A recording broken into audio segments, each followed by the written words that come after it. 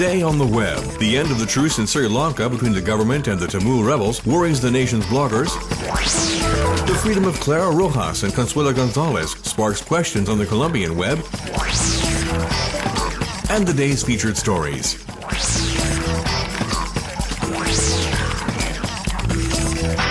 In Sri Lanka, the end of the ceasefire between the government and the Tamil rebels, marked by an attack, led to an increase in worried comments on the web. This Malaysian blogger calls it a great national tragedy for Sri Lanka. This web user agrees. He admits that the ceasefire existed only on paper, but he's still worried that the end of the agreement will spark off even bloodier combats. The fighting has already had nearly 35,000 victims, as this blogger points out. Though the majority of victims resulted from exchanges of fire or bombings, it is the kamikaze suicide attacks that stand out. The video of an attack perpetrated by this young Tamil, put online by Sri Lankan authorities as part of their investigation, was replayed all over the web. The rebels also used downloading programs as propaganda tools, as proved by the multitude of clips denouncing the violence as human rights violations.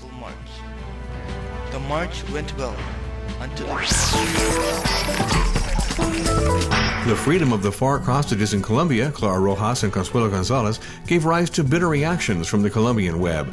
This blogger described her joy as tarnished by uneasiness about the families of the 700 hostages still held, who will probably be forgotten after this symbolic gesture.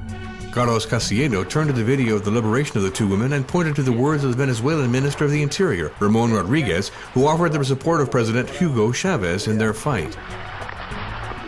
This blogger lambasted the Venezuelan president's demand that the FARC no longer be called terrorists. She feels that despite the idealistic talk, an armed group is a criminal group. An opinion shared by the majority of Colombian web surfers, which this association tried to mobilize through its site for an international peace protest on February 4th. Their Facebook group, for now the largest one created in the Colombian network, acquired 70,000 members in 10 days.